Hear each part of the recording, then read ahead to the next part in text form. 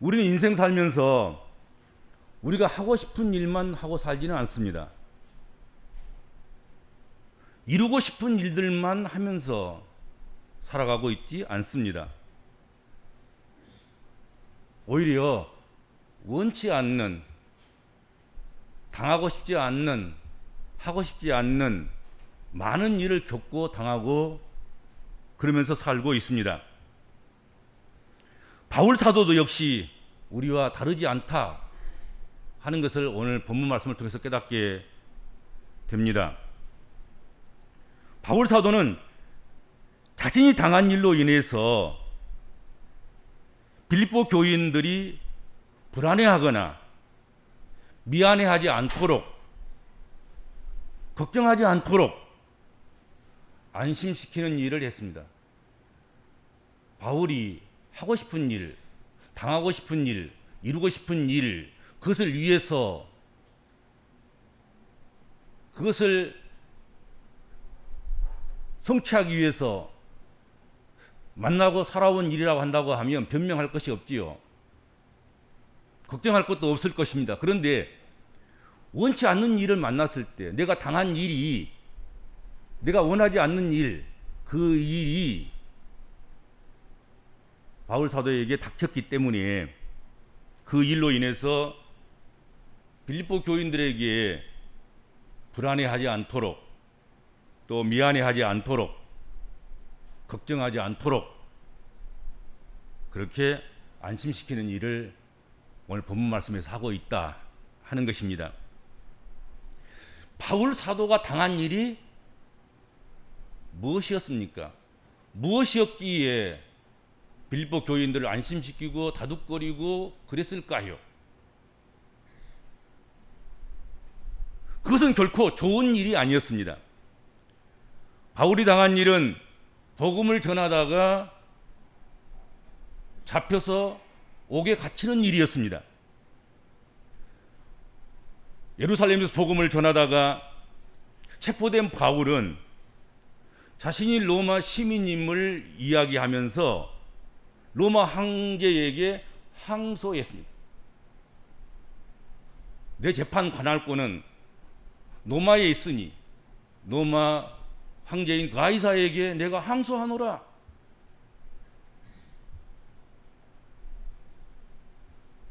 그래서 로마로 이송되는 가운데 우리가 잘 아는 대로 유라굴로 강풍을 만나기도 하고 배가 파손되기도 하고 또 섬으로 도피를 가고 그곳에서 독사에 물리고 죽을 고비를 거치고 그러면서 우여곡절을 겪은 끝에 로마에 도착해서 쇠고랑을 차고 옥살이를 했습니다. 그것이 내가 당한 일입니다. 바울 사도가 고백하는 내가 당한 일, 그 일이 바로 그것이었습니다. 바울 사도는 이 모든 과정을 다 이야기하지 않습니다. 다 생략했습니다. 오늘 본문에 보면 딱 한마디, 나의 당한 일, 그렇게만 말씀하고 있습니다. 뭐 더 이야기할 것도 없는 거지요. 저 자세하게 이야기할 것도 없고 내가 당한 이 일.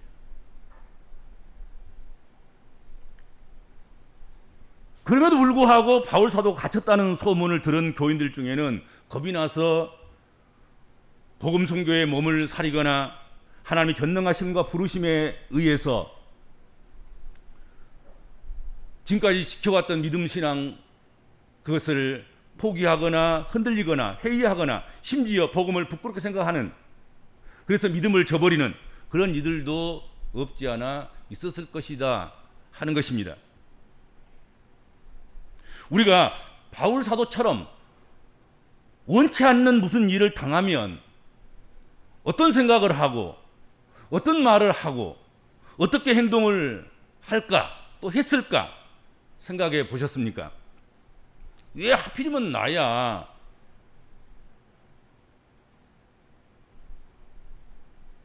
참 기분 나쁘구만. 구구절절 말을 만들어내서 원망하고 불평하는 그런 믿음의 사람들도 있을 것입니다.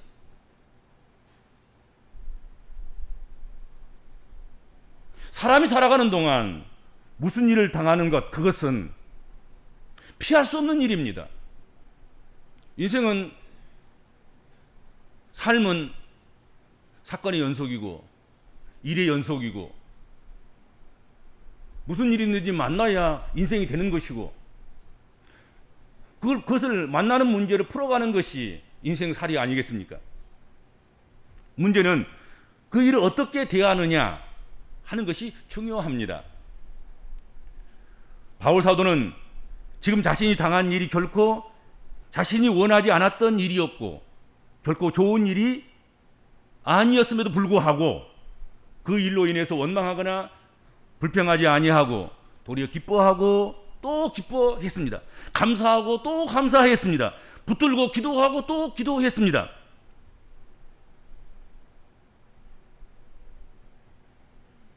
왜 자신이 당한 일, 그 일이 도리어 원치 않은 일이지만, 싫어하는 일이지만, 바란 일도 아니고 소망하는 일도 아니었지만 그것을 겪음으로 인해서 도리어 그것이 기쁨이 되고 감사가 되고 기도의 제목이 됐습니까?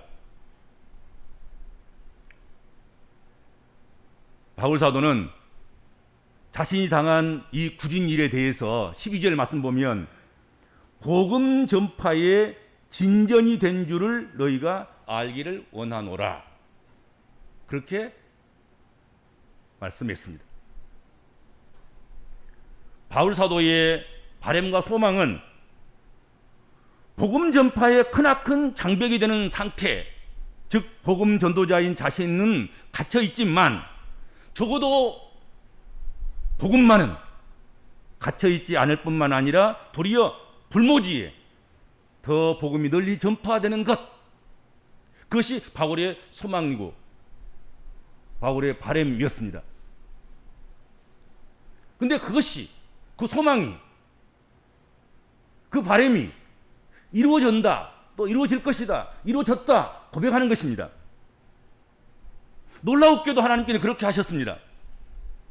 오늘 본문 13절에서도 이러므로 나의 매임이 그리스도 안에서 모든 시일의 안과 그 밖의 모든 사람에게 나타났으니, 그렇게 쓰여져 있습니다. 여기 시일의 감옥은 로마 고위 관료들이 갇히는 감옥입니다. 가이사를 섬기면서 가이사의 관료로서 관료의 일들을 하다가 실수로 또는 의도적으로 또는 여러 가지 사건에 얽혀서 감옥에 갇혀 있는 사람들입니다.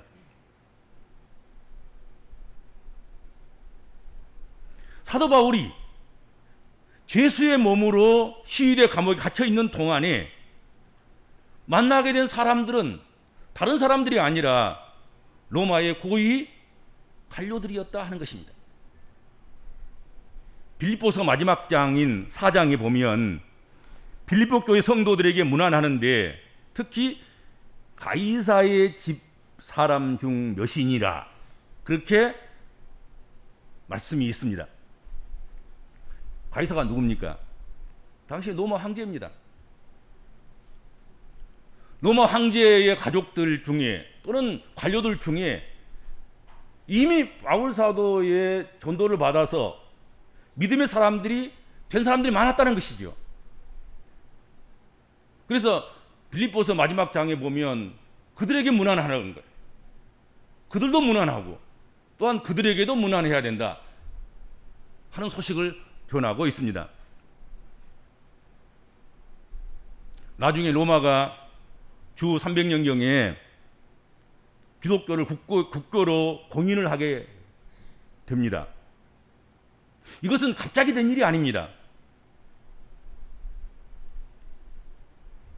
로마의 황제의 가이사의 가족을 비롯한 그의 고위 관료들, 공직자들, 그들 가운데 예수님을 주님으로 믿는 그런 사람들이 많이 있었다는 것입니다. 이것은 저절로 되는 것이 아니라 감옥에 갇혀있던 사도 바울을 통해서 시작된 결과임을 분명히 말씀하고 있다 하는 것입니다. 바울 사도가 내가 당한 일, 싫지만 당한 일, 이 일을 통해서 이와 같은 놀라운 일이 복음의 진도가 일어나게 됐다 하는 것이죠.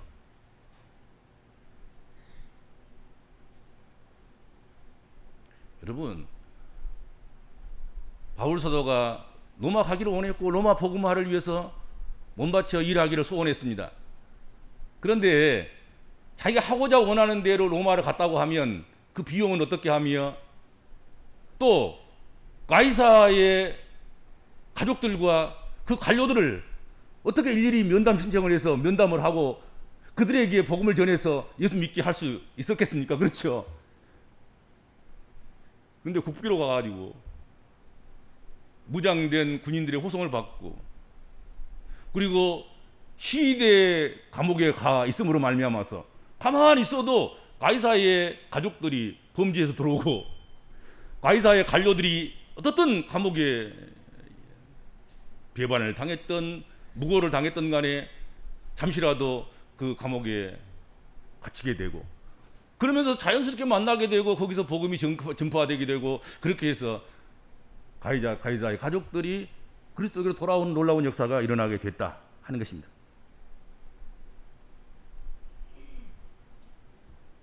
바울은 자신의 원치 않은 노마행과 그리고 원치 않던 투옥되어서 잉어의 몸이 된 그 상황과 환경이 어렵고 힘든 때였지만 바울은 이것을 긍정적으로 받아들였다 하는 것입니다.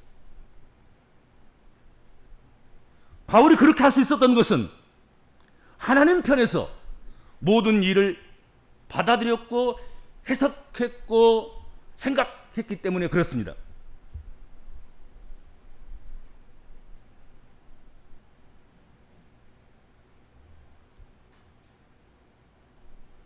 그는 자신이 로마형을 택한 것도 로마 감옥에 있는 것도 모두 다 하나님의 특별한 뜻이 있기 때문이었음을 믿음으로 바라보고 믿음으로 믿고 믿음으로 고백한 것입니다.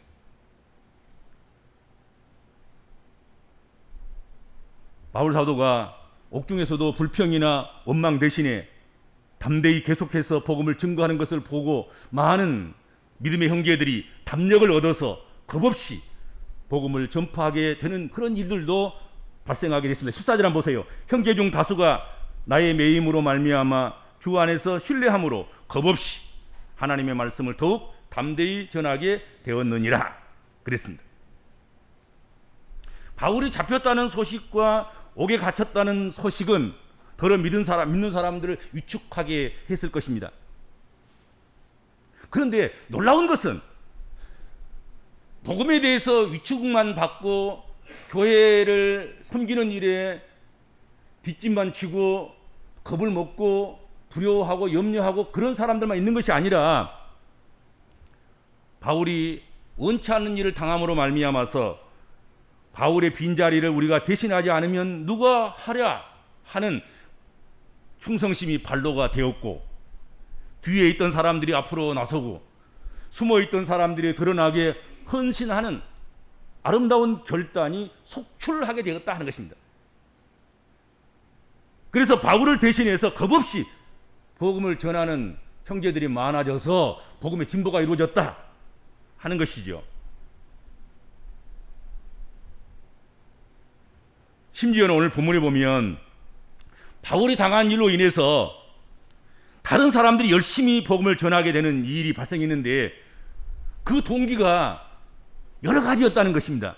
본문 15절 17절 한번 봅시다.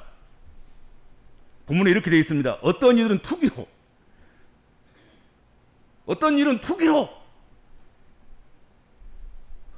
복음을 전했다는 거예요. 투기로 주의 일을 했다는 거예요. 어떤 이들은 분쟁으로, 어떤 이들은 착한 뜻으로 그리스도를 전파하니 이들은 내가 복음을 변증하기 위하여 세우심을 받은 줄 알고 사랑으로 하나 그들은 나의 매임에 괴로움을 더하게 할 줄로 생각하여 순수하지 못하게 다툼으로 그리스도를 전파하느니라 했습니다.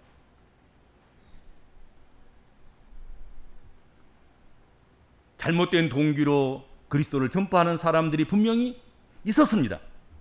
투기와 분쟁으로 복음을 변증하는 그런 사람들, 바울이 미워서 바울보다 더 열심히 복음을 전하고 주의 일을 하는 사람들도 있었습니다. 바울이 미우니까 미운 바울보다 내가 더 열심히 해야지, 그러면서 투기하는 마음으로, 분쟁하는 마음으로 복음을 전했다는 것입니다. 그런가 하면 참으로 아름다운 마음의 자세로 복음을 전파하는 사람들이 있었습니다. 그런데 불순한 동기이든 순수하고 착한 동기이든 복음이 전파되는 것이었습니다. 복음이 전파되면 되는 것 아니겠습니까? 그렇지 않겠습니까? 어떻든 복음이 전파된다면 다 좋은 것이 되는 것 아니겠냐 하는 것입니다. 나 아닌 다른 사람이 어떤 이유로 복음에 열심을 내든 너무 시비하지 않기를 바랍니다. 어떤 사람은 자기보다 열심을 내는 걸 꼴을 못 본 사람들이 있어요. 그러면 안 돼요. 아무튼 시기해서 하든 뭐 질투해서 하든 분쟁해서 하든 나쁜 마음으로 하든지 간에 열심을 내서 복음을 전파하고 주의 일을 하는 것은 그건 복된 일인 거예요. 비판하거나 미워하지 않기를 바랍니다. 그런 과정을 통해서라도 전파되는 것이 복음이고 그런 것을 통해서라도 복음의 진보가 이루어진다면 참으로 감사할 일이 아니겠는가 하는 것입니다. 그렇죠? 복음은 하여튼 어떤 형태로든지 시기에서든지 분쟁에서든지 나쁜 마음으로 하든지 착한 마음으로 하든지 간에 선한 마음으로 하든지 그렇지 않는 마음으로 하든지 간에 복음은 전파되면 아름다운 것이고 전파된 결과는 놀라운 역사가 있는 것입니다. 복음은 모든 믿는 자의 구원을 주시는, 그들의 정체성과 생활과 삶과 과거와 현재와 미래까지 완전히 변화시킬 수 있는 그런 능력이 바로 복음에 있는 것입니다. 그러니까 어떤 형태로든지 나쁜 마음으로 하든지 좋은 마음으로 하든지 선한 마음으로 하든지 그렇지 않는 마음으로 하든지 간에 열심을 내서 주의를 하고 복음을 전파하는 그 일은 결과적으로 아름다운 것입니다.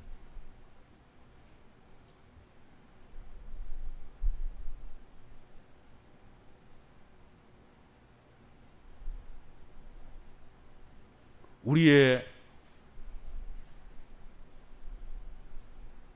당하고 싶지 않는, 이루고 싶지 않는, 참여하고 싶지 않는 그런 일들, 그런 일을 만날 때 우리의 우려와 걱정이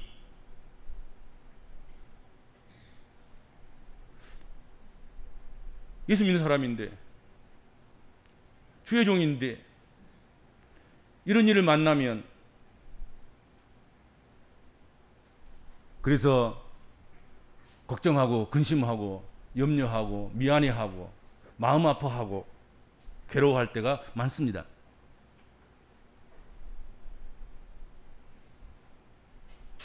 근데 그것이 여러분 괜한 것일 때가 많다 하는 것입니다. 하나님이 개입하지 않는 일이 어디 있겠습니까? 예수 믿는 사람들이 정말로 구원받아서 하나님의 자녀가 돼서 하나님 이끌리심을 받아서 살아가는 그런 사람이라고 한다고 하면 그가 당한 일, 그 어떤 것들도 원하든지 원하지 않던 일이든지 이루고 싶든지 이루고 싶지 않든지 참여하고 싶든지 참여하고 싶지 않든지 간에 그 일을 당했다고 한다고 하면 그것이 어떻게 그 사람의 책임만 있냔 말이에요. 하나님이 역사하신 거란 말이죠. 그래서 괜한 우려와 걱정을 할 것이 아니라 무슨 일을 만나든지 하나님께 맡겨야 합니다. 무슨 일을 만나든지 도리어가 있다는 사실을 우리는 잊어서는 안 됩니다. 바울은 자신의 처지나 환경보다도 복음의 진보를 기뻐했습니다. 내가 원치 않는 길이지만, 내가 원치 않는 일이지만 이 길을 가고 이 일을 당함으로 말미암아서 복음의 진보가 될 수만 있다고 하면 내가 좀 부끄럼 당하는 것, 내가 조금 잊혀지면 내가 조금 잘못된 평가를 받든 뭔 상관이 있느냐. 도리어 복음의 진보가 된다고 하면 나는 기뻐하고 즐거워하리라. 마땅히 당하리라 했단 말이죠. 18절 그러면 무엇이냐? 거칠애로 하나 참으로 하나 무슨 방도로 하든지 전파되는 것은 그리스도니 이로써 나는 기뻐하고 또한 기뻐하리라 했습니다. 바울 사도는 자신의 불리하고 좋지 않은 환경과 당한 일을 통해서 그리스도가 전파되고 복음이 진보되는 그것으로 인해서 기뻐하고 또 기뻐했습니다. 그는 자신이 어떻게 되는 것에 대해서는 관심이 없었습니다. 개의치 않았습니다. 오직 그리스도가 나타나고 복음이 진보되느냐 안 되느냐 하는 그것이 그의 유일한 관심거리였다 하는 것입니다. 복음이 관심거리인 거지. 복음의 진도가 관심거리였습니다. 그래서 관심거리가 대단히 중요합니다. 제대로 된 관심거리를 찾으셔야 합니다. 예수 믿는 사람들이 방황하는 것은 제대로 된 관심거리가 없기 때문에 그래요. 쓸데없는데 기웃거리는 것입니다. 바울 사도는 복음의 진보, 그게 관심거리예요. 그리고 다른 어떤 것들도 그 눈에 들어오지 않았습니다.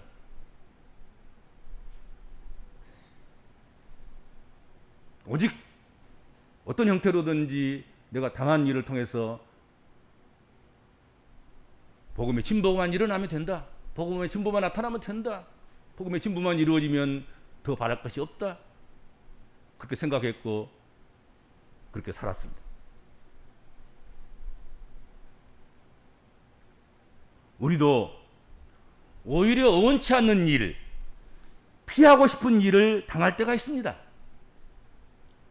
그리고 그런 일을 당하면 그것이 하나님의 영광을 가리는 것으로 속단해서 마음이 편치 않았던 그런 경험들을 가지고 있을 것입니다. 괜히 미안한 쑥스럽고 그런 감정이 들 때가 있을 것입니다. 그러나 꼭 그렇지만은 않다는 사실을 기억하셔야 됩니다. 바울 사도에게서처럼 도리어 좋은 일이 되기도 합니다. 그러므로 어떤 일이든지 오히려 내게 필요한 일이고 유익한 일이라고 받아들일 수 있는 그런 성도들이 되시기를 바랍니다. 내가 정말로 하나님을 믿고 하나님의 자녀로서 하나님의 택한 받은 사람으로서 어느 한 구석에서 구실을 하고 있는 하나님의 손잡은 하나님의 손에 잡힌 그런 사람이라고 우리가 확신한다고 하면 우리가 그렇게 원치 않는 일을 당했다 할지라도 우려하고 걱정 근심하고 염려하고 부끄러워하고 혹시 하나님의 영광이 가리게 될까 그렇게 생각할 이유가 없다 하는 것입니다.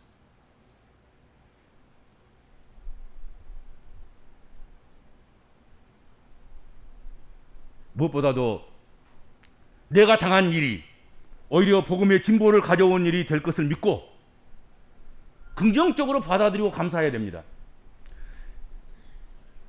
허튼 짓만 하고 쓸데없는 데 관심거리에 집중하면서 그렇게 살면서 원하지 않는 길을 가는 원하지 않는 일을 만났을 때 안심하고 위로받고 나 당연히 하나님이 주신 일이야 그러면서 할 일은 아니죠. 그러라는 얘기는 아니고 당연히 하나님 자녀로 믿음으로 복음인으로 살아가면서 그러면서 만나는 모든 일 그것을 우리가 긍정적으로 받아들이고 감사해야 된다 하는 것입니다. 그리고 실제적으로 우리가 당한 모든 일로 말미암아 복음의 진보가 이루어지도록 그렇게 살아가야 될 줄로 믿습니다. 주님 감사합니다.